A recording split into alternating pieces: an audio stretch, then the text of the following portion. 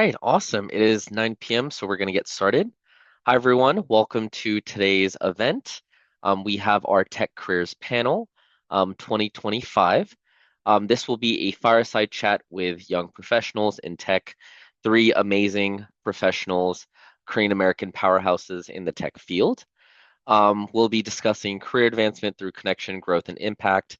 And, obviously, this day has a special importance for Koreans and Korean Americans as we are celebrating Hangul Day, which is the celebration of the creation of the Korean alphabet, Hangul. So, without further ado, let's get started. So again, welcome. We'll be exploring pathways, stories, and insight of our young professionals in tech. We will have a brief introduction to the Korean American Scholarship Foundation and what we do as a nonprofit and scholarship foundation. We will be joined by three of our Korean American powerhouses, like I said, as well as have the fireside chat. At the end, we'll have a Q&A period if anyone has real-time questions, and then we will end on discussing some amazing events that our National Program Committee has planned for you all.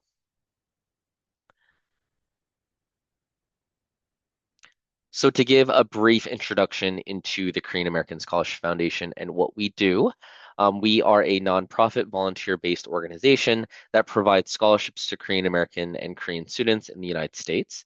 KASF fosters community by supporting students in their academic and career goals while encouraging service, leadership, and global citizenship. Proudly, since 1969, about 14.2 million scholarships were awarded to more than 8,800 students nationwide. I'm proud to say I'm a scholarship recipient, and many of our members in the organization and young professionals have been awarded the scholarship as well. And I know I can speak for everyone in saying that the impact that these scholarships have in our education and our ability to achieve and really become successful in our fields is intensely impactful. So yeah, let's meet our incredible panelists. We are joined by Becky Chung, who is a technical strategy lead at IBM. Becky, if you just want to unmute and say hi quickly. Hi, everybody. I'm Becky. I'm excited to speak today. Great, thank you so much, Becky. Next, we have Gina who's the cloud data consultant at Google. She's also the chair of our National Communications Committee. Hey everyone, thanks for having me. I'm excited to speak today about what I've been through, and hopefully it'll help you guys with anything that you're having to navigate right now. I'm based in Austin, but yeah, I'm excited to be here. Awesome. Thank you, Gina. And lastly, we have Sam Nam, who is a project cost controller and data analyst. That is incredible at Samsung. Like Gina said in the chat, he'll be joining soon. He's driving from work. Incredible man, prioritizing his career, and that's why he's very, very successful. All right, so obviously this is about tech and these tech giants, but these are among the many topics that we'll be broaching for today's tech panel: life in tech, challenges and rewards, breaking into the industry, career growth and advancement, insights on working in a large tech company across the three panelists that we have, and then insights into the key trends impacting the tech industry.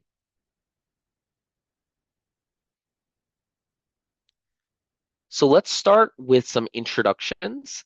Obviously, I gave a little bit about these panelists. They introduced themselves by name, and we know their roles, but let's really try and get to know them, try to get to know where they come from and what really brought them to tech. So let's start, Becky or Gina. I don't know if we want like a system or if I could just popcorn to you. But yeah, if you could just briefly introduce yourself, either pick why you decided to pursue tech, what made you pursue tech as opposed to something else, and what really excites you about the field. I guess I can go first. Just to give a little bit more background, I graduated from the University of Virginia and I'm based in the DC DMV area. I think what got me to pursue tech was really, if I had to reflect on just who I was in college, I did not know what I wanted to do, but I knew what I didn't want to do. So that really narrowed it down for me. I am someone who wants to try a lot of different things, whether it was business, research, marketing, consulting. And I thought all of that you can experience in the tech world. Um, and so that's really what brought me to the tech space and specifically in sales. I feel like it just encompasses all of those areas. And so, yeah, that's really what brought me here. No, I think that's incredible. Usually you hear people in tech like know that they want to go to tech and it's like the first thing on their mind. Like I have tech friends who like starting from middle school and high school, they were like, no, I'm going to go into tech. I'm going to have this specific career Yeah. path. So I think it's really interesting that your approach was that, oh, like I know what I don't want to do, and Mhm. that's what really helped you like, narrow your focus and fine tune. And I also really like how you talked about all these other fields and pathways that you can really like interact with and broach in tech. I feel like a lot of people don't really consider just how big tech can be and how much it can encompass. So yeah, absolutely incredible. I'm gonna now pass it off to Gina. Again, a little bit about yourself, your background, what got you into tech. Yeah, so I graduated from um, MIS major at UT Austin, so management information systems. So it was within the business school. And then I pursued a master's degree in MIS as well. I actually started off kind of like Becky. I didn't know what to do in college. I started off as a petroleum engineering major. And then I decided right away, like I didn't like engineering, didn't want to like smell rocks and be like on a ship for like months. So similar to Becky, I knew what I didn't want to do. And then I switched to business, which had a lot of options for me at the time. There's like marketing, accounting, there's MIS, there's finance.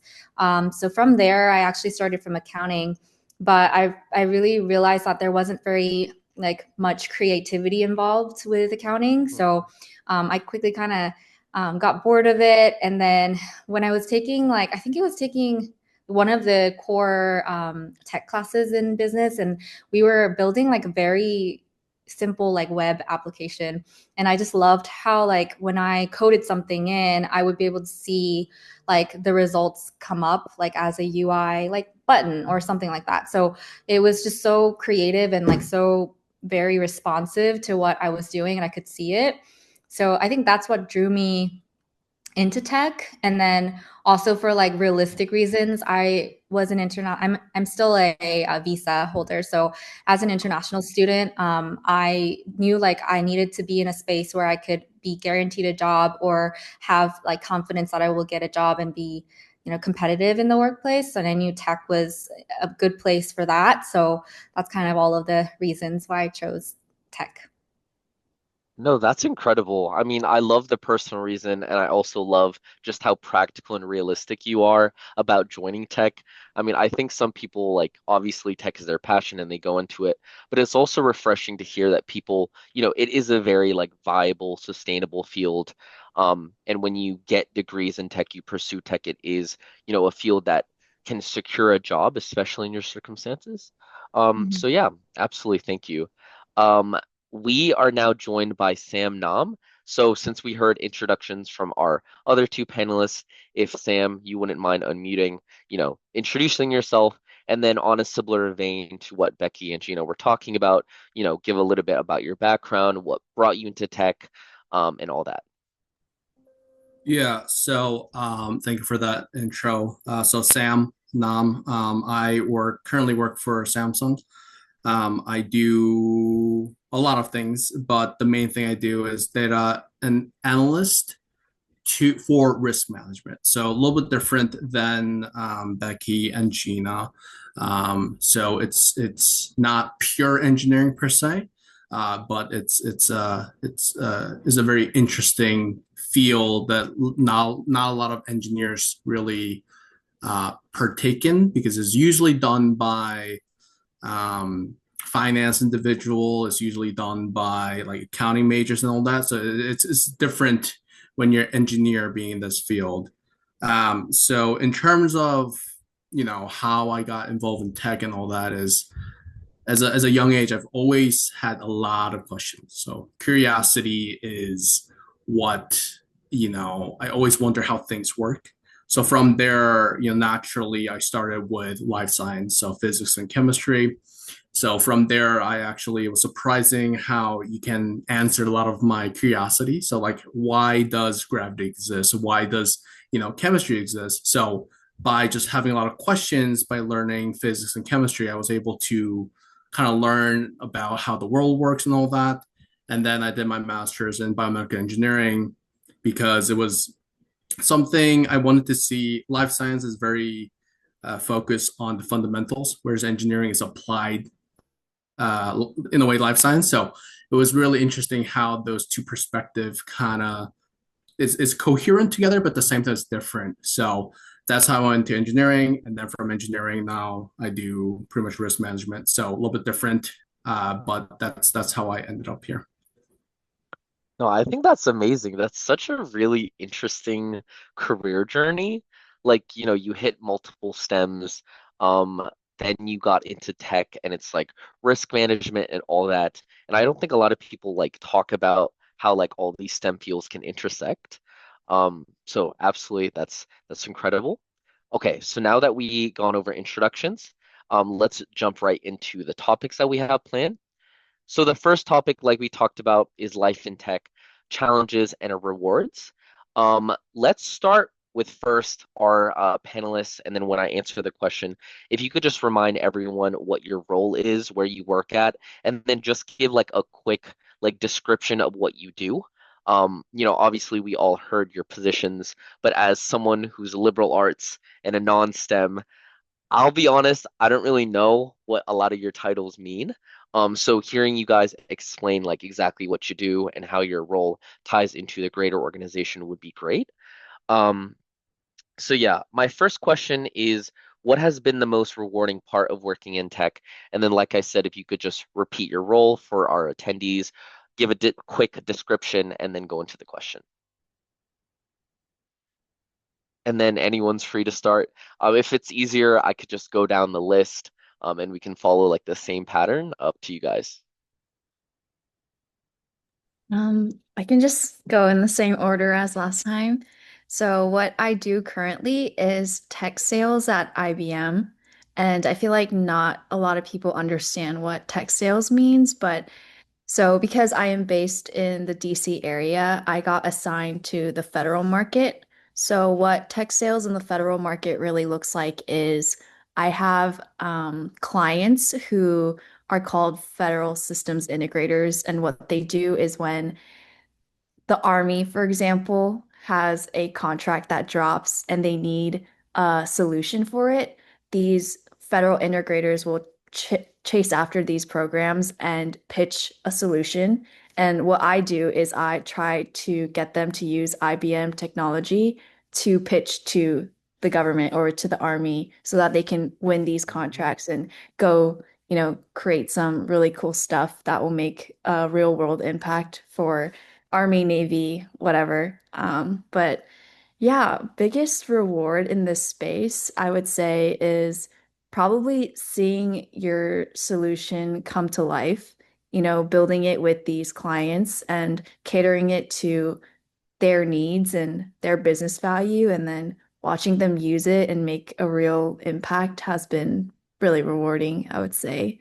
I don't know if you wanted me to tackle the challenges too, or if that's like the second question.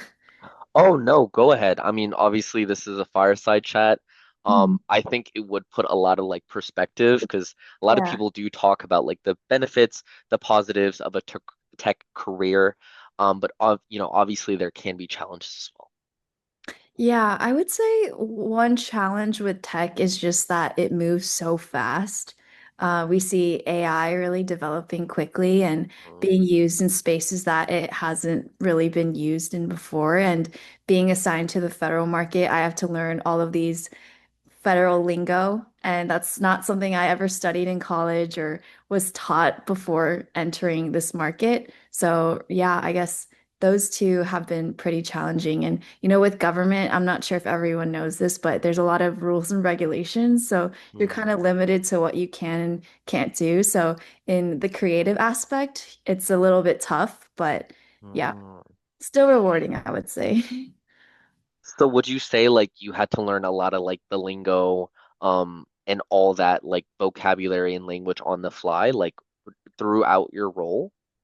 Yeah, I would say you really learn most when you're interacting with these clients and you have to attend conferences and really study up on some of the programs that are active or being chased after. So it's a lot of yeah, studying, I would say. You think that you don't need to study after college, but when you start a new job, it's like they say like a fire hose of information. Yeah. Mm. But that's with any position you go into, not just mine. Yeah, and you're like a sponge, like just, ingesting all of this information.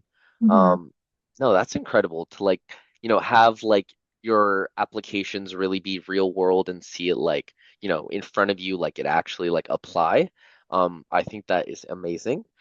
Okay, awesome. Gina, you're next. Again, your role, what you do within the greater organization, and then your life and tech challenges and rewards. Awesome. Okay. Um, so I am a data consultant at Google. More specifically, I work for Google Cloud. So kind of like Becky, I am external customer facing. So I didn't really know this when I was in school, and I didn't think about this too much. But there's like two types of roles you could have, like in tech, I think, or in any kind of workplace. You can be working for like an internal group or an internal team where you're doing things for your own company. You're building out products and solutions for your own internal company. Whereas for consultants or anyone in sales or of that matter, you're dealing with external customers, so people not inside Google. So we're working with customers, other tech companies, other retail companies, to build out solutions for them. And then as a consultant, I'm part of the professional services organization. What that means is we sell services. So basically, me doing your work for like building out a website, that's going to be a service that is bought out by a customer. And then I'm staffed on that project. And then I complete the project basically. So that's kind of what I'm part of in terms of like organization. And then the projects that I usually do is within Google Cloud. So whether a customer, for example, let's say like, I don't know, like Target was my customer. Target wants to move data from like their own database into the cloud because cloud is more fast, efficient, it's cheaper, or it's easier to maintain, something, whatever reason. So then people like me as a consultant would help them move the data into the cloud and then potentially help them use that data within the cloud, maybe build a machine learning model off of it or build AI capabilities with it. So that's kind of the work that consultants do in the Google Cloud field. We always help customers like really make most of their data in the cloud. So that's why I'm a data consultant. And then even specifically more with the data field, I don't know if y'all know like all the different data roles, but there's like a data analyst, there's data engineering, there's data science, but I'm actually BI engineer. So what that is we get relatively clean data, and then we try to build dashboards or graphs and like presentations off of it. So if a CEO wanted to see like end of the year sales metrics, that's going to be hard to find in like just a database, right? So what I do is make pretty graphs, make trend lines, and all these things to help them understand what their trends are for revenue. So that's kind of a long explanation of what I think my field is. Rewards with that is I love interacting with customers. So my projects are usually only like 8 weeks long, like 8 to 10 weeks long. So every 8 to 10 weeks, I have new projects and new customers. And so at first, you have to build the rapport with them. And like, it's kind of awkward at first. And you're always like online with them. And sometimes they don't trust that you'll be doing a good job because it's like a hard project or something. But later down after 10 weeks-ish, when you're closing out, you've become kind of like a whole team and you feel like very connected with them. They really are appreciative of the work you've done. So that's kind of been the most rewarding part of being in consulting.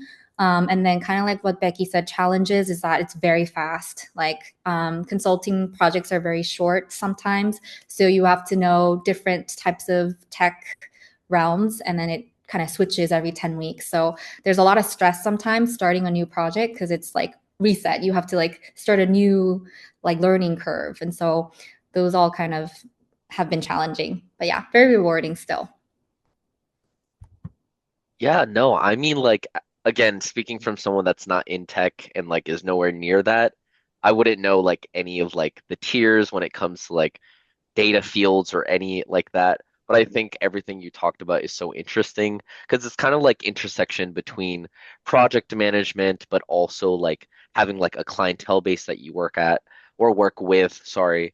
And then I think I really like the aspect of like having like short term or longer term projects that like, take your focus and you work with a certain group of people, you build that rapport. And then, that's how like you go about your job. Um, Mhm. no, that's amazing. Thank you so much. Um, and fortunately, we are joined again by Sam. So, Sam, for this, if you could just give your title again, and then you did a pretty good job describing it like during introductions, but just like another like sentence or two specifically on what you do. And then if you could talk about life in tech, challenges and rewards, both challenges and rewards in the same answer. Yeah, so we just had a power outage here. That's the reason why everything went black. No, But you're good. Thank you. yeah, yeah, but get to the point.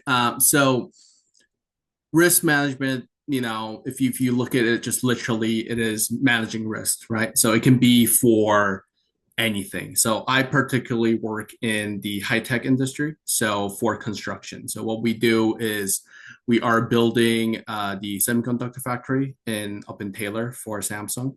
So what I do for the project is a little bit different than how Gina and Becky has more like customer based, right? We have one client. We don't really call them like customers in a sense. So we have one client and then we are working for them. And we manage a bunch of subcontractors that's underneath us. So we have upwards of 200 individual companies and they have their subs. So altogether, we're managing about 800 companies with very defined scopes in construction and all that. So when you have a lot of people, one thing to keep in mind is you need to be very specific about how you manage risk, right? So the more people you have, the more chance of things going wrong, right? And that's something that I've never realized until I got into the construction industry that at the end of the day, construction is something that humans have to physically do. So there are a lot of risks that is involved when humans are doing construction that not a lot of people really think about in the sense because a lot of these days technology is making things more automated, right?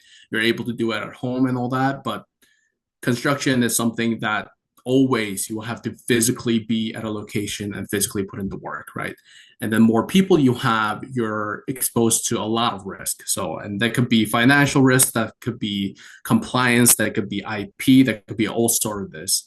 So, what I do is I manage all of that risks from the highest level. So, I interact with a lot of the subcontractors, I with the client, right? So if like Gina's company builds like dashboards, I'm the one using it. So we don't use Google Cloud, but unfortunately, but we have our own. Samsung has a software division, so they build us systems where we're able to. I'm the end user of looking at, okay, here's the data, we put it in, and then what's the summary of it, right? So that is how it's a little different.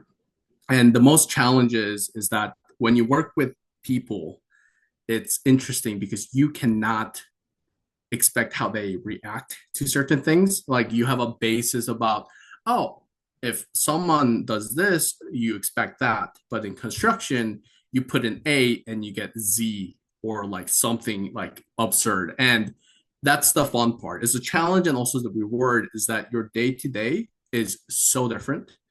And as a risk manager, I'm able to look at the project as a holistic way.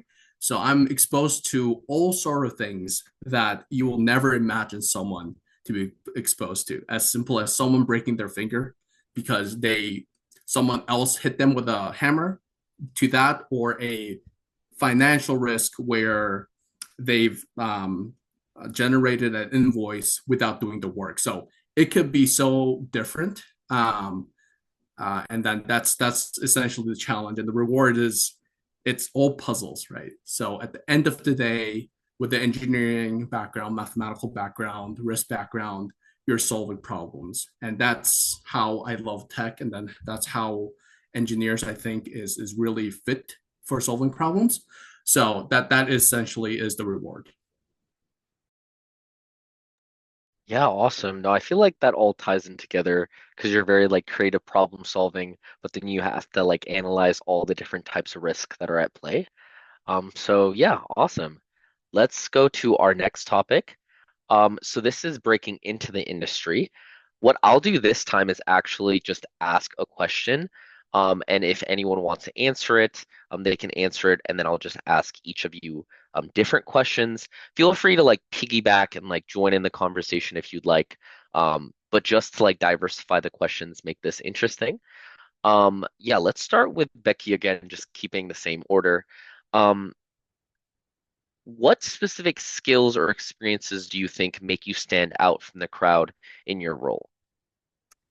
So I think for me, I had mentioned that when I was in college, I had no idea what I wanted to do.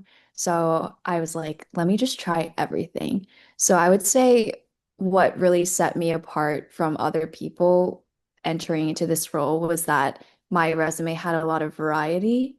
So my first internship was around product management at a hotel company. And then my second internship was data analytics. And then my role now is sales. So I think really just being open-minded with trying new things really just sets you up to be someone who has a bunch of different skills rather than one set of skill sets. So I think if I had to give advice to anyone, it would just be to just try a lot of different things. Yeah. Awesome. So we will get into this later, just like key trends or like advice you have. But would you say like having that diverse, versatile background is really an asset in tech and that they look for that?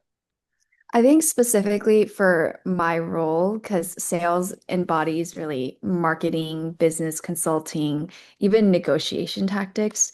So I think it's really important that you are not just like a technical person, but you're personable, you're creative, you're good at building a case. I feel like you need different kinds of skills to really excel in this space.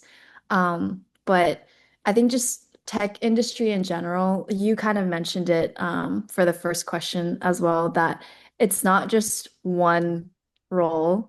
Like I feel like oftentimes people think you need to be a super technical person to work at a tech company, but that's not the case at all. There's so many different departments and positions out there that really don't require much technical expertise. So, yeah, I would say just it would really set you up for any tech position to have multiple skill sets. Yeah, awesome. Like you said, all qualities that I think are very fitting not only of sales, but in like similar positions since tech is just so like encompassing and so vast. Awesome. So, Gina, my question for you is, what advice would you offer to someone looking to enter the industry today? Okay. Let's I know see. it's a hard one, isn't it? Yeah. I would say I think it's really important to be well-rounded, kind of like what Becky said. I know it's a little bit repetitive, but sometimes when we think about tech, yes, we really want to be very technically savvy. So, for example, I would definitely, if you're just graduating from college or graduate degree, I would really focus on like getting those fundamental skills in. So if you're a programmer, get like make sure you go to like Leak Code, or there's these websites that help you just really practice coding, because those coding questions will be asked on the interviews. So very important to do that as well. And if you can like have your own GitHub repository for especially coders out there, that could be like a really good link to include in your resume. So all those technical things, very important. And especially if you, for example, wanted to go into cloud, which is a very growing industry right now, definitely recommend looking into it if you are interested in like building out solutions and you're interested in data. Cloud is such a great place to start your career. But if you wanted to go into cloud, another technical thing you could do is there are some cloud certifications that you can take. So AW has their own set. GCP, which is Google Cloud, has their own set, and there are like associate level certificates that you can like, it's in Coursera or wherever, there's like courses on it, and you can take their cert, and then when you are applying, those will really help you like land an interview. But other than the technical aspects, I would really say to be good at conversation and to be good at like asking questions, as well as thinking about like problem solving and project related tasks as well. Those are all kind of soft skills, I think, that as a college student going into like interviewing and stuff would really help you stand out from the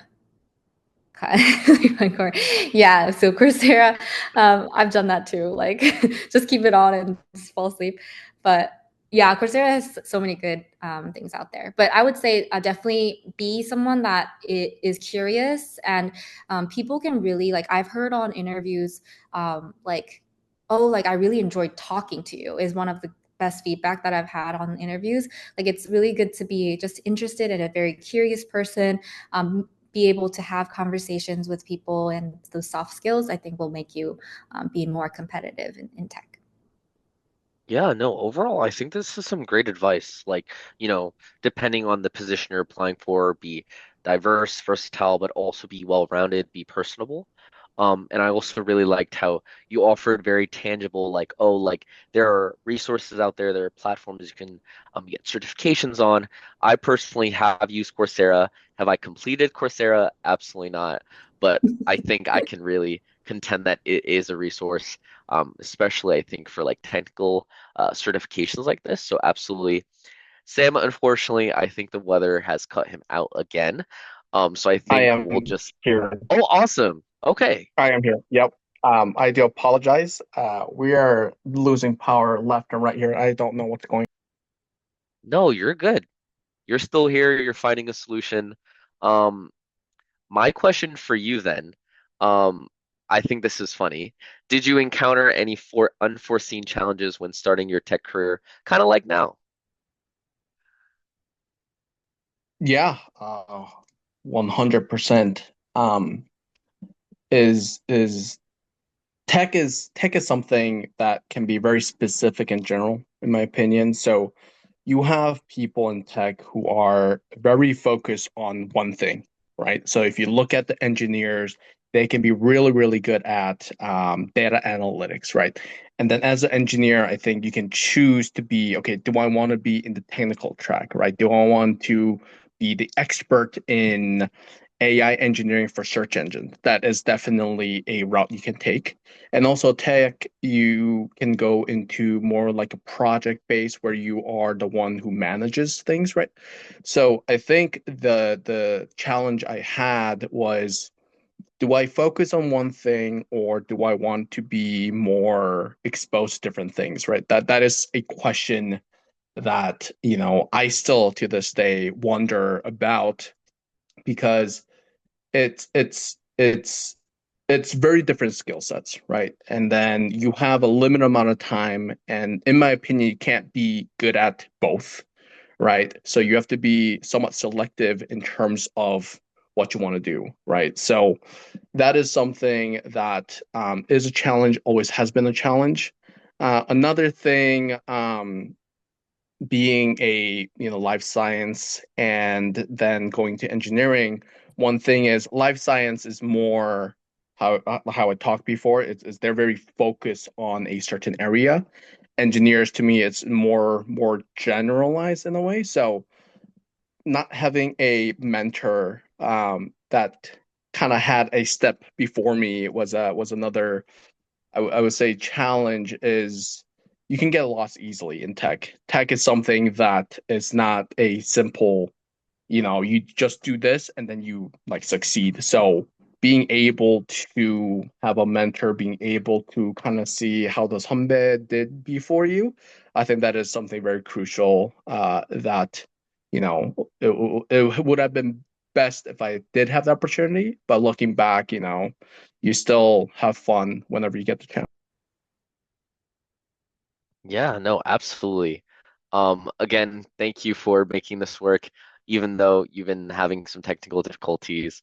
I think, like you've been talking about, being able to navigate these unforeseen circumstances, I think, is incredible and a great skill to have. All right, so let's get into our next topic. This is about career growth and advancement.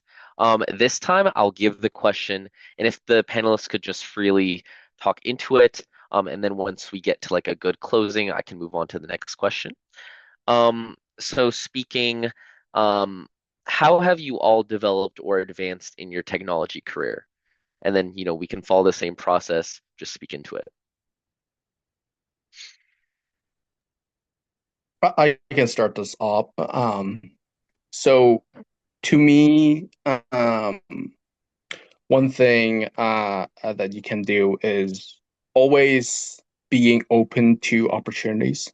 So how I got into this position was I saw within the company. So I did not start off as a risk analyst. I started off as a data analyst, and then now I do like risk. So being open to opportunities and then being curious and being open to, hey, I do really want to try this out, give me the opportunity type of mindset.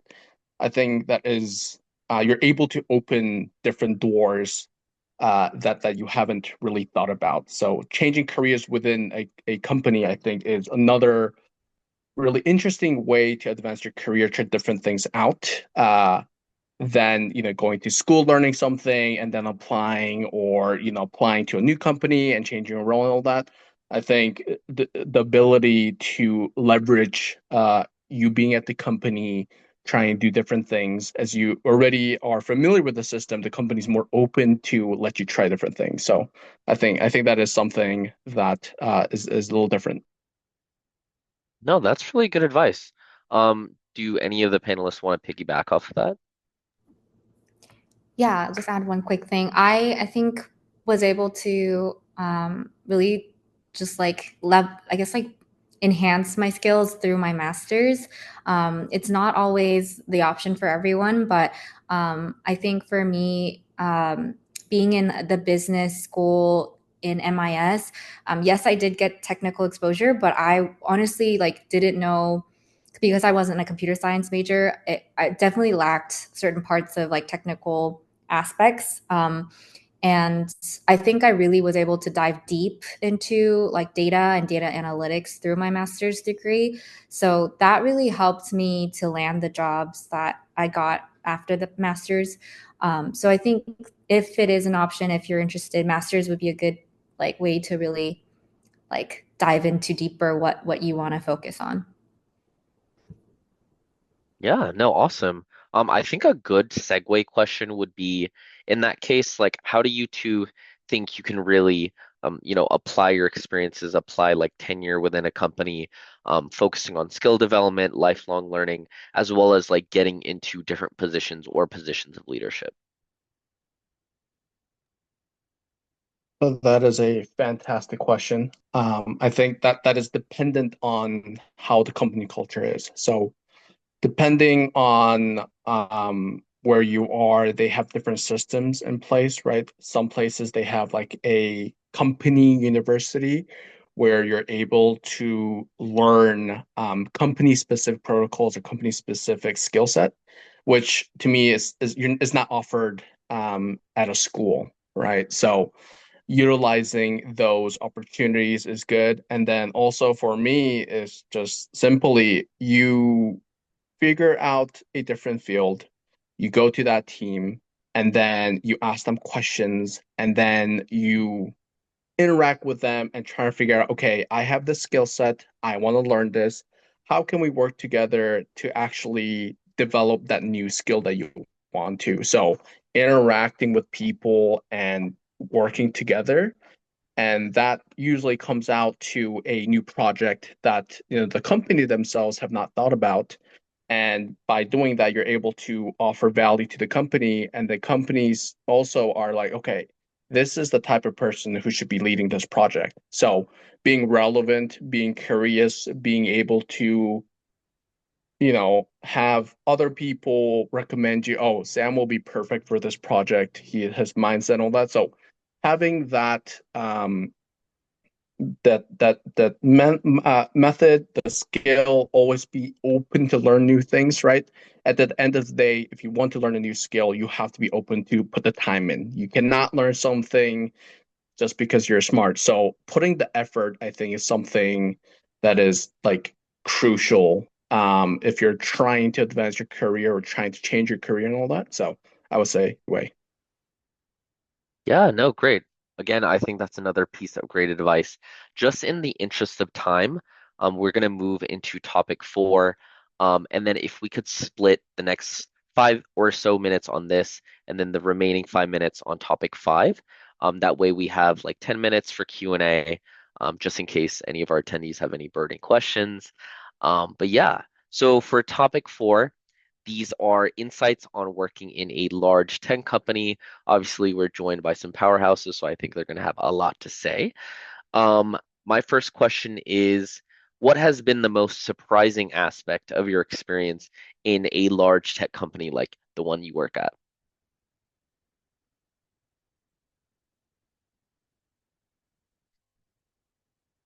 Not to put you on the spot, Becky, but since we haven't heard from you in a while.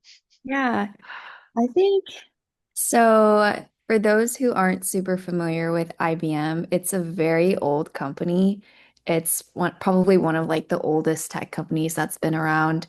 But I think one thing that I looked forward to when I was first starting this job was meeting people who had been with the company for so long because they had seen all of the rapid changes throughout the years. Mhm. So, um, my company is kind of known for people staying around for like 30 years.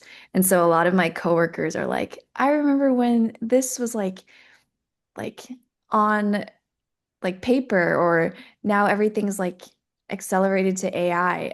And it's so interesting because even some of the customers that they had 30 years ago are still like customers today. So I think just learning about the company history and the relationships with other companies has always been really insightful.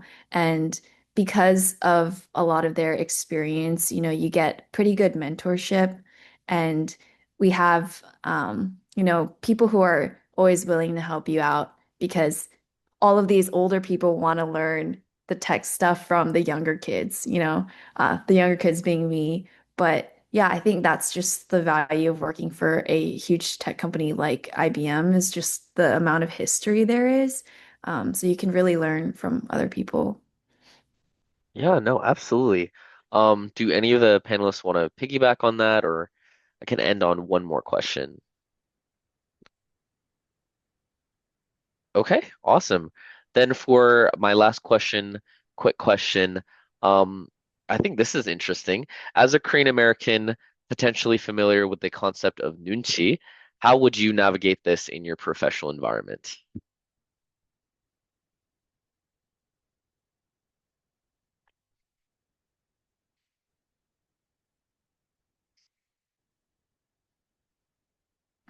Yeah, I think maybe I could go. Yeah, sometimes working with customers and external customers, I think Junchi is really helpful because you can definitely like because we work tech is so like spread out across the United States. So you're usually online with your customers or your team, and you're trying to find and understand their like what they're really trying to say, or what they're trying to convey through like emotion or body language, things like that. Those are hard to see like between screens. But I think Dunchi, for me, sometimes I can tell when to stop talking and to listen more, or when to talk more and maybe just have more of an aggressive way to like speak out my intentions. So I think that's really important in like customer calls, or even just like when you're on a team call, knowing when to like really speak out and like gain that trust through that like or not argument, but like that discussion, or really just to listen and like be more compassionate, or say like, I'm so sorry that like this product wasn't working out for you, and like being able to have that emotional like nunchi, I think, is how I would apply that. Yeah, because I think Korean Americans, we, as a Korean, I think we all kind of come with that in our skill set. So like knowing how to leverage that to your advantage, I think would be good. No, that's a great answer. I mean, this is the Korean innovation that we're talking about right here. Applying, these very culturally sound concepts in order to really like push yourself in your career and all that. So, yeah, thank you. So, our last topic, like I said, is insights into the key trends impacting the tech industry. Um, I think this is a very interesting topic, and I'm so excited to hear about what you guys have. What would you two say are the most significant trends currently influencing or affecting the tech sector? Feel like we talked a little bit about AI or along those lines. Yeah, I can start real quick. Yeah, so AI is definitely everywhere. Like, so Google has their own like ChatGPT. It's called Gemini, and I there's not a day where I don't use Gemini for what I do. So, like, if you don't use it, you're kind of missing out, basically. So, as like a coder, Gemini and like AI has the large language models that are powering those. AI capabilities, they're so enhanced at this point where you could probably just pseudo like write out what you want to code and it'll give it to you. So I like rarely am I like struggling to like Google search like how to write a SQL statement. I'm like putting it into Gemini or putting into ChatGPT or something from another company. But so like Gemini is really there. And then also, other than me as a coder, I think like in within Google Cloud, there's so many AI like embedded into so many different products. So for example, like my product that I work with as a BI engineer is called Looker. And I don't know if y'all know Tableau or Power BI. Those are all dashboarding tools. And Looker is Google's dashboarding tool. And within Looker, there's AI built in. So now you can ask questions like in the UI. You don't even have to go into a dashboard. You can say like, tell me what my metrics were for last month, and then compare it against the previous month. And like it would know how to fetch those, and like you don't even have to search through dashboards. Like it's getting to a point where it's very quick and very fast. So I think AI capabilities within like Google Cloud and like just cloud and tech in general, they're being embedded everywhere. Yeah, no kidding. No, I guess I have to start using Gemini. Okay, great. Any panelists want to piggyback off that, or we have time for one very quick fire question, if Yeah, not. Yeah, I please go I ahead. can pick, Sam wanted to go. or I can go first. Yeah, go ahead. All right. So, oh yeah. So essentially, I think as, as she said, another interesting trend that is popping up in tech is, in a way, and be really utilized by using AI. But a key factor that is a lot of people are missing out on the actual soft skill set, right? So actually, a lot of people are good at using technology, but they're not really good at interacting with people, talking with people, de-escalating situations, collaborating together. So I think the people talks are less called the ones actually able to work human to human.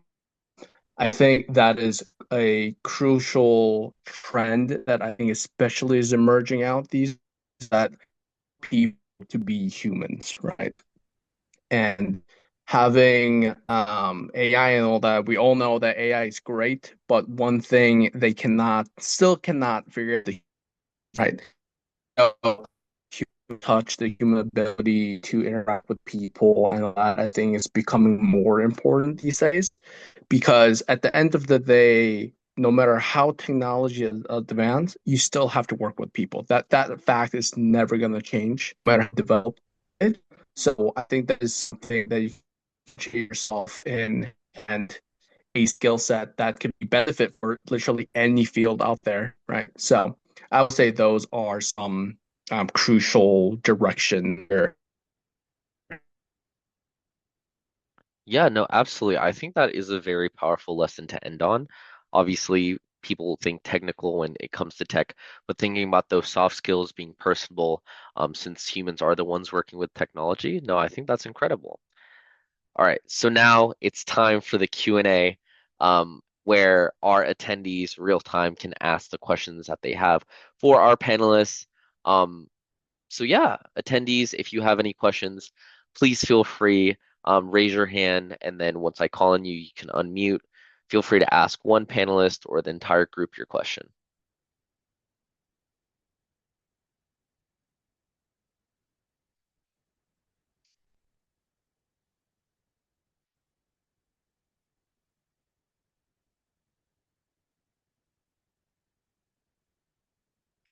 Yeah, Grace, go ahead. So I'm currently like an undergrad right now and I'm studying math and CS and I feel um like a big worry is like a lot of people are applying to internships and they say internships are very important, but like I feel like I don't really have like an industry that I'm super interested in or like maybe a direction that I know I want to go in. So do you have any advice for like maybe undergraduates that you think that are kind of like lost in like what they want to do or like what kind of things can help them, like coursework maybe, or like what kind of things they can try to like help with that? I think I can speak on this because I similarly majored in mathematical statistics and I minored in CS. And then I didn't know what industry I wanted to really go into. So, kind of like how I mentioned before, I interned at like a hotel company. So that falls under hospitality. And then my second internship was for a mortgage loan company. And then now I'm at like a tech company. So I think what really helped me was during I guess in between my courses, required courses at school, I also took like a UI UX boot camp at the same time because I was like, oh, let me just try that and see where it goes. And I think that also inspired me to pursue something that wasn't just technical, but also incorporated some creativity.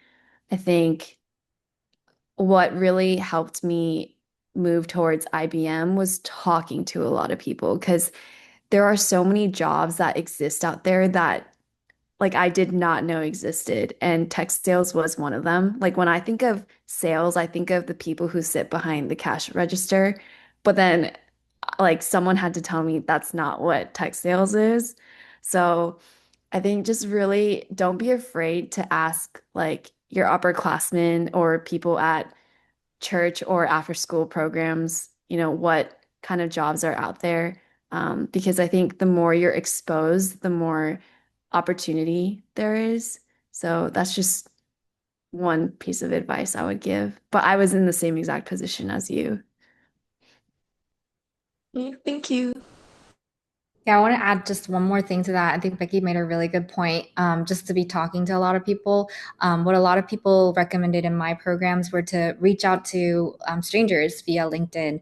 I know that sounds like really like scary at first, but there's so many people that I have received help from as I was like, I actually graduated during COVID, and like it was really hard finding positions, but like I talked to so many people that were willing to like try to put me a referral, or like even interviewing and asking questions about like, hey, what is your role like at X company? Or somebody like maybe you don't even know what that company is. Maybe you could just message them and say like, hey, I'm an undergrad, like I'm just wanting to hear different experiences because I'm not sure where to go or like which area I want to focus on. So LinkedIn, like cold calling or messaging would be a really good option too. Great, thank you. The next question we have is from Chan. Go ahead. Thank you so much for all of your time.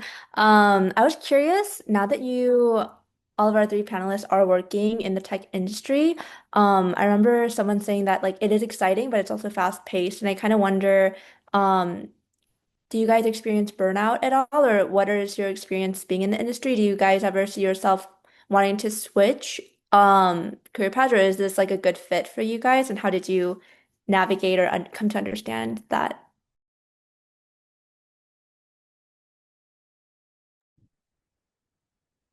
That's a great question. That is something that even to this day, I wonder, right? What the but you say burnout is very real in technology. It resolves in very fast, and then you can be very irrelevant quickly. Is a trend based. So having the curiosity, putting in a lot of work to figure out, what's the new cool thing, or I want to learn this, and I think is a key portion. And then in terms of like managing burnout is if you're really find something that you're passionate about and all that, work doesn't feel like it's work. It's like an adventure, right? And to me, when you start to be in a position where your work becomes um, not fun in a way, where you don't really have the passion, I think that's more prone for you to go in that loophole of like the burning out. So changing fields, changing the industry, I think is another way to keep you very interested in different things, and that helps out to be diverse and also helps out with the burn.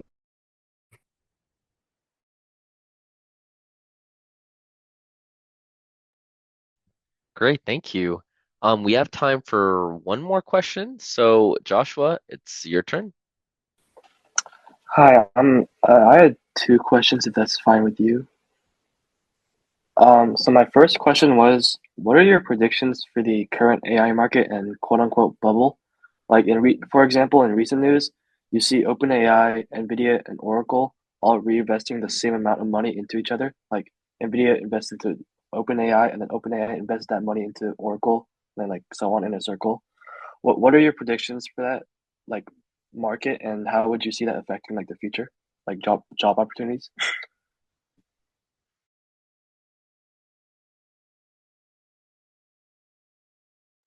So I think that's a really good question. It's a very deep question as well. I definitely think it's like more and more in the future, it's going to be an AI war, basically. All companies are going to have to level up on their AI to survive.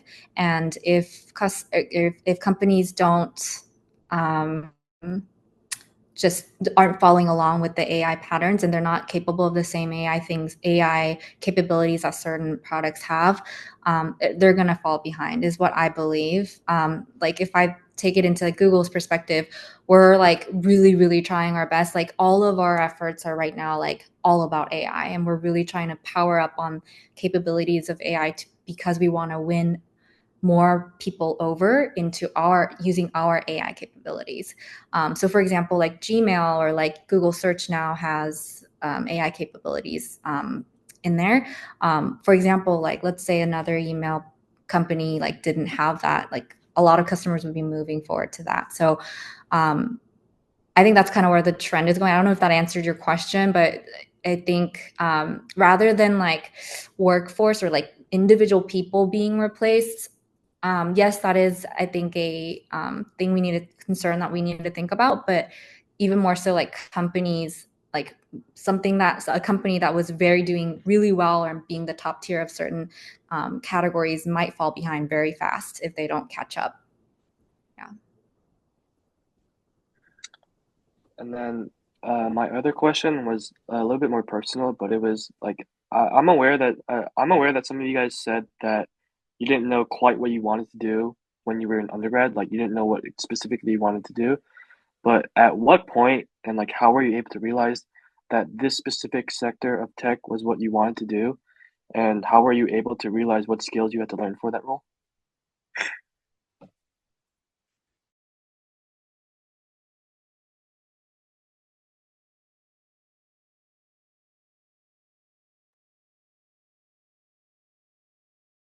Yeah, I can comment on that. So I think tech is a field where you don't necessarily have to select a field per se. I think tech is more about the skill set you bring. So to me, like once you figure out the type of position and type of role you want, I think the industry that you work can be more of a motivation. So like Becky said, you can be working for a bank, you can work for a construction company, you can work for Google and all that. So I think the whole point of tech is flexibility, right? So once you're able to develop the skills and to be in the position, the next question is, okay, I want to be in this field and be exposed to this and see how it goes. Then you can jump onto the next field and all that. So I think that's the benefit, if you prefer that, right? And also you can stay in one field as well, is you don't have to really decide on a field. And I think that is the benefit. And also it could be depending on the person, it could be also a disadvantage. Yeah. Hopefully that answered the question a little bit. It I have did, just thank one you. thing quick to add to that. Like, if you want to do, I did a lot of Google searching. Like, if you have certain positions that you're interested in, I just Googled like what they need to know, what they do on a daily basis. Also, I would really just think about what you like as a preference. Like, for example, in tech, you can be very, very hard coding tech person, or you could be more on like, for example, like Becky or me, we do data or more so like sales. Do I like interacting with people more, or do I really like working alone on like a laptop and just coding things out? There's like segments of how you can divide up tech. And so if you think through like what you like and what you personally think fits you, like is it, for example, even coding, like do I want to do front facing coding or back end stuff? Like, do I want to do something more UI and like pretty, or I'm okay with like looking at black, white screens all the time? Like, those are the things I would ask yourself, and like really search up on Google what routes there are. Thank you. You're welcome. Okay. I mean, I think that was an incredible question to end off on. That is officially it, but please do not leave yet. We're going to take a group photo at the end. First, we're going to talk about some upcoming events, though, so I will pass it off to Jenny. But yes, please stay on. We want to take our group photo. Everyone looks good. We have our incredible panelists. Thank you. All right. Hi, guys. I'm Jenny, and I'm the program chair.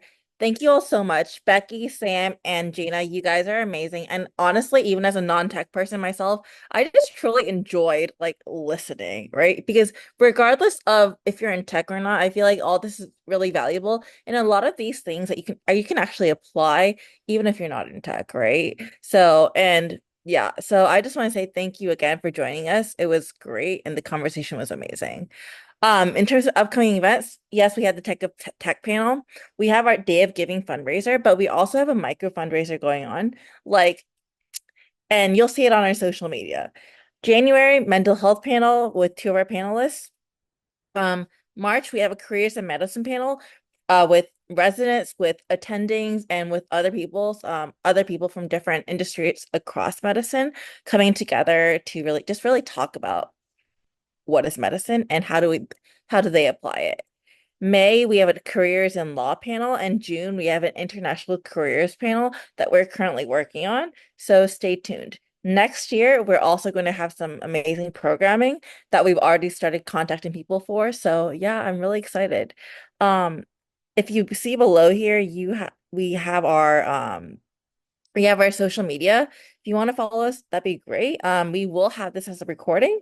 So yeah, just thank you guys so much for having us, for coming, and thank you to all of our panelists, and thank you, Chinta, for always moderating. All right.